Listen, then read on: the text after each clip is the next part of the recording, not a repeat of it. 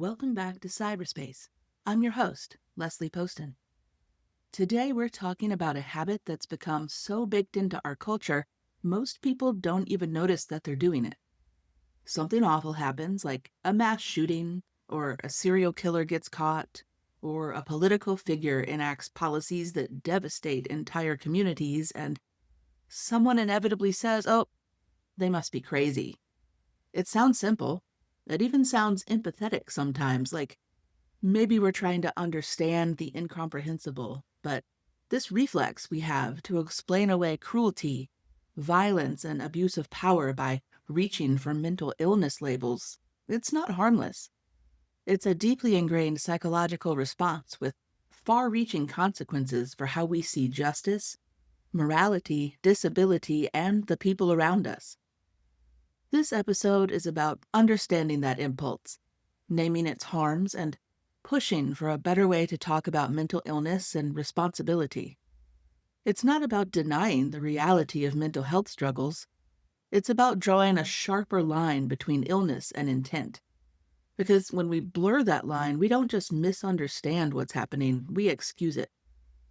Let's start with why this impulse happens in the first place.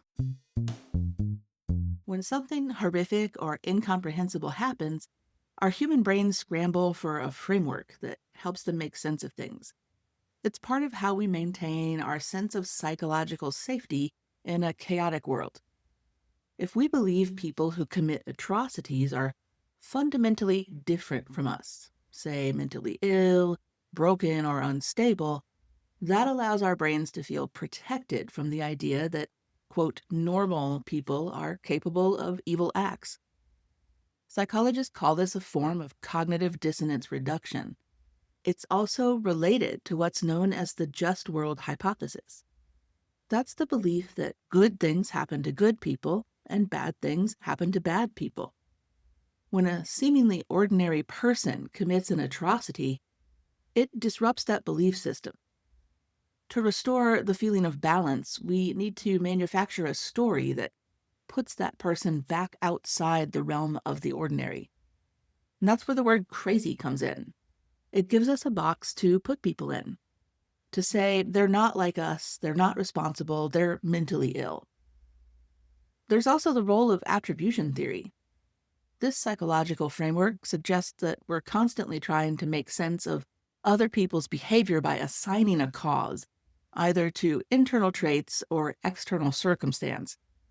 When the behavior is shocking or incomprehensible, people lean heavily on internal explanations. Labeling someone as crazy is a form of dispositional attribution. It places the cause inside the person, not in the systems, ideologies, or material conditions that shape their choices. And this bias is intensified by what psychologists call the fundamental attribution error. We tend to overestimate internal causes when evaluating others' behavior, especially in high stakes or emotionally charged situations. That makes it so much harder for us to consider social context, ideological indoctrination, or calculated evil as real possibilities. Mental illness becomes the default explanation, not because it's true, but because it feels intuitively satisfying. The problem is, this instinct doesn't reflect reality. Most harm, especially systemic harm, isn't chaotic or irrational, it's calculated. Methodical, even. The worst atrocities in history weren't committed in a fit of madness. They were often carried out by people following orders, or driven by ideology, or just pursuing power and money. And that's the scary part. It's not madness. It's intent. The crazy label doesn't get applied equally, either. When a white man commits mass violence, media coverage often focuses on his mental state, saying he was troubled, he had a hard life, he was quiet, withdrawn, or maybe a little strange. We hear about his childhood trauma, mental health issues, or isolation. These details are used by the media to humanize him, to suggest that something must have been broken inside him that made this happen. And now compare that to how Black or brown people are treated in similar situations. Their mugshots get shown. Their criminal records, real or alleged, get highlighted. Their communities are blamed. There's rarely room in the media narrative or dinner table discussions for their complexity or humanity. They aren't described as mentally ill, they're described as dangerous. And this isn't just about individual bias, it's baked into how our media and institutions operate. It's a pattern, and it's not limited to mass violence. Think of current events when Donald Trump spreads lies that get people killed, or Elon Musk empowers harassment and white supremacy on his platform. People often say, oh, he's lost his mind, or he's clearly unwell. That narrative frames their harmful actions as symptoms and not choices. There's also a psychological benefit for us, the public, when we frame destructive leaders as mentally unstable. It allows us to preserve a belief in the legitimacy of systems. If a leader's harm is due to mental illness, then that means to us the institution isn't broken, it's just temporarily infected. It gives us an emotional out, a way to avoid grappling with the possibility that corruption, racism, or violence might be structural rather than accidental. This is what psychologists call a system justification theory, our tendency to defend the status quo, even if it's harmful, because the alternative feels too destabilizing to process. Labeling the elites, so to speak, as crazy instead of corrupt also reinforces the myth of meritocracy. It suggests these people rose to power on ability alone and then somehow lost their way, rather than acknowledging that systems often reward harmful traits like manipulation, coercion, and exploitation. Mental illness becomes the scapegoat that keeps us from seeing the machinery behind the behavior. But these men aren't stumbling around in confusion, they're strategic. They're doing harm with intent and consistency. So much intent that they published a book about it a year ago. And when we dismiss that as madness, we excuse it. We minimize the threat and let powerful people off the hook. The data's clear. People with mental illnesses are far more likely to be victims of violence than perpetrators. And this isn't new research. Study after study has shown that the vast majority of people living with schizophrenia or bipolar disorder or PTSD or depression are not dangerous, and when violence does occur, it's much more often tied to socioeconomic factors, trauma, substance abuse, or access to weapons, and not mental illness itself. But that's not the story we hear. Sensational media coverage consistently links violence with mental instability. When someone commits a violent act, especially if they're white, mental illness becomes the dominant narrative. The question becomes not what did they do, but what was wrong with them. And this false link between mental illness and violence also plays into availability heuristics. The more dramatic or memorable an event is, the more likely we are to overestimate how common it is. Because violent acts committed by people with psychiatric diagnoses get massive media attention, we mistakenly believe those events represent the norm. In reality, those are statistical outliers, but when our brains rely on vividness instead of data, our beliefs become skewed. The American Psychological Association has warned for years against the danger of this misperception, noting that fewer than 5% of violent crimes are committed by people with serious mental illness. And that statistic bears repeating. It's a tiny fraction, but it dominates headlines and fuels fear-based policy. And those policies tend to criminalize rather than support. And this matters. It shapes public perception and influences policy, creating a false sense of threat around mental illness, which, again, drives stigma, fear, and discrimination. And it distracts us from the real risk factors that lead to violence, most of which have nothing to do with psychology. When we conflate cruelty with mental illness, it hurts everyone. It distorts public understanding of mental health, fueling stigma and making life harder for people who are already struggling. People become afraid to seek help. They fear they'll be labeled dangerous or unstable. Employers and landlords and even family members buy into the idea that mentally ill people are unpredictable and unsafe. This leads to isolation, unemployment, homelessness, and more untreated suffering. This dynamic also feeds a broader psychological pattern called symbolic threat. People who are perceived as different, especially when they're framed as unpredictable, are often seen as threatening, even if they pose no actual danger. And this is part of how stigma operates. Mental illness becomes a symbolic stand-in for chaos or disorder. The person becomes a walking metaphor, stripped of their individual humanity and treated as a risk category. And again, that perception shapes not only personal relationships but public policy. If the public believes people with mental illness are ticking time bombs, then restrictive, punitive, and even violent interventions start to feel justified, whether that's institutionalization, forced medication, or surveillance. The psychology of fear becomes a tool of control. It also misdirects our precious resources. Instead of addressing the root cause of violence, like poverty, inequality, racism, or rampant access to guns, we pour money into speculative security systems and mental health screenings that often don't work. It's theater. It looks like action, but solves nothing. Worst of all, this mindset weakens our collective capacity for moral clarity. When we treat every form of evil as a pathology, we forget how to recognize greed, cruelty, abuse, and power-hungry behaviors for what they are.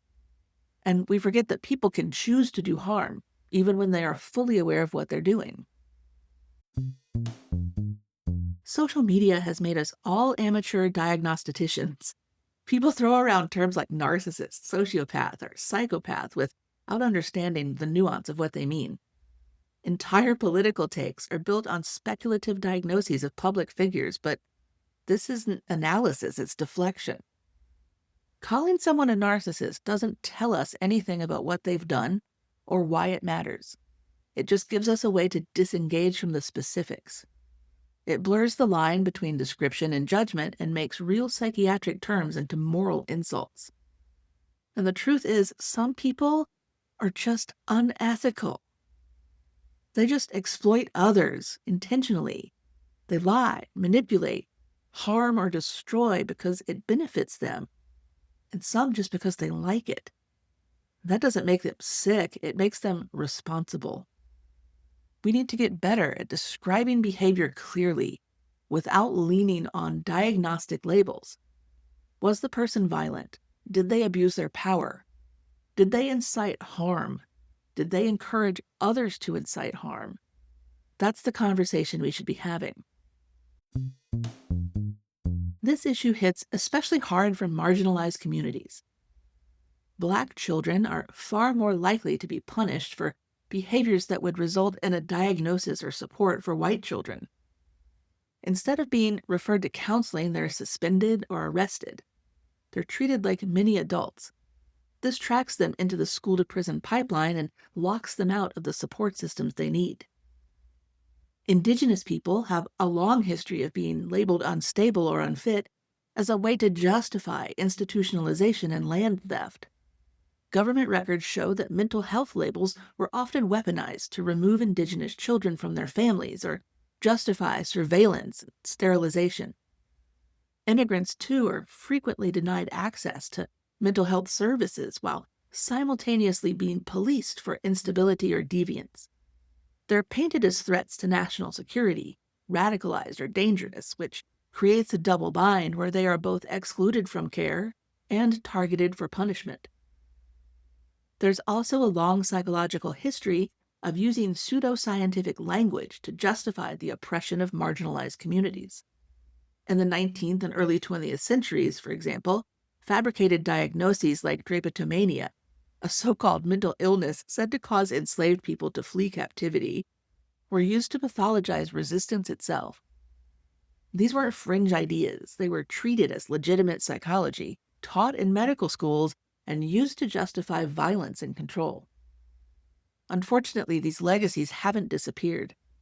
Today, Black children are still disproportionately labeled with conduct disorders instead of autism or ADHD, which delays or blocks access to services.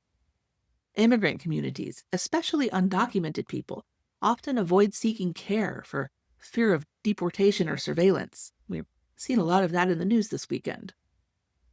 Indigenous populations continue to experience generational trauma, but their mental health needs are frequently minimized or medicalized in ways that strip them of cultural context. When people rise up against injustice, those in power often respond by questioning their sanity. Peaceful protesters are called unhinged, irrational, or out of control. Recall after George Floyd was murdered, Black Lives Matter demonstrators were labeled as anarchists and terrorists. That language wasn't just dismissive, it was strategic. It was used to justify military-style police crackdowns and surveillance. This is a pattern that has deep roots. During the Civil Rights Movement, leaders like Martin Luther King Jr. were surveilled under the pretense of being dangerous or unstable. Activists at Standing Rock were targeted by counterterrorism units. The idea is simple. If dissent can be framed as madness, then it doesn't have to be taken seriously. This framing isn't just discrediting, it's also isolating. When protest is seen as irrational or dangerous, people feel discouraged from joining movements that could lead to change. They don't want to be seen as unstable or radical, especially if they rely on employers, schools, or social services that might retaliate. This kind of psychological chilling effect, the fear of social punishment from moral engagement, keeps bad systems in place by silencing dissent before it begins. Psychologists studying political repression have found that labeling resistance as madness is a common tactic in authoritarian regimes. It severs people from their communities, makes them easier to discredit, and reframes ethical courage as psychological disturbance. And we're not immune to that in the United States, even if the language is more polished. But protest is not a symptom, it's a response to injustice, violence, and systemic harm. And when we treat it like instability, we delegitimize the pain and the courage behind it. In the United States, we treat suffering like a crime. Instead of care, we offer punishment. Instead of therapy, we offer jail time. Psychologists studying punishment attitudes in the United States often point to the phenomenon of moral absolutism, an all-or-nothing thinking style where people are viewed as either inherently good or irredeemably bad. This binary worldview makes rehabilitation feel naive or even dangerous. It supports harsh penalties and strips away empathy, especially when combined with racial and class bias. We also see echoes of what behavioral economists call just desserts reasoning, the belief that people get what they deserve. If someone is suffering, it must be because they failed morally, or if they're in prison or living with mental illness, the logic goes they must have done something wrong. And this just desserts mindset leaves little room for compassion, care, or reform. Our largest mental health institutions in the United States are prisons. People in crisis are more likely to encounter police than a counselor, and what happens next is often fatal. People with untreated mental illnesses are killed by law enforcement at disproportionately high rates. Not because they're violent, but because they're misunderstood and criminalized. The carceral system doesn't just lock people up, it locks society into a way of thinking, one that says people are either good or bad, functional or broken, worthy or disposable. And when you believe binary thinking like that, it's easy to justify any form of violence as long as it's framed as justice. It's not just mental illness that gets misused. Disability language has long been a tool of dehumanization. Terms like feeble-minded, defective, degenerate, or retarded have been used to label entire populations as unworthy of rights, autonomy, or even life. In recent years, we've seen echoes of this in the treatment of immigrants, incarcerated people, or marginalized groups. Think about the ICE detainees being forcibly sterilized under the guise of protecting public health, or the disabled parents who had their children taken away because of unproven assumptions about their capacity to parent. When society labels people as mentally or cognitively deficient, not because they are, but because it's politically useful, it opens the door to horrific abuse, surveillance, institutionalization, family separation, medical violence, all of it becomes, quote, justified through a pathologizing lens. And this isn't just history, it is happening right now. There's also the concept of disability drag, where disability language is metaphorically applied to people who are not disabled in order to mark them as deviant, defective, or threatening. This metaphorical framing primes audiences to devalue and fear certain groups, whether or not the label has any clinical validity. It's a form of linguistic stigmatization that weaponizes diagnosis as a social tool. The slippery slope from metaphor to policy is steep. When people are labeled unstable or defective, intentionally or rhetorically, it opens the door to state control. Psychologists studying mass compliance and systemic harm have pointed out how language can desensitize people to oppression. If someone is seen as mentally broken, then forced treatment, removal, or sterilization starts to look like a public service. This is how atrocities get bureaucratized. When we mislabel cruelty as illness, we don't just get the story wrong, we let the wrong people off the hook. We turn victims into villains and power into pathology, reinforcing a culture that punishes pain and excuses abuse. And the truth is, some people are just cruel. Some systems are just built to harm. And some harms are chosen, not suffered. So let's stop reaching for crazy as our explanation and start telling the truth, because the stakes are far too high to get this wrong. Thanks for listening to Cyberspace. I'm Leslie Poston signing off. Until next time, stay curious and don't forget to subscribe so you never miss an episode.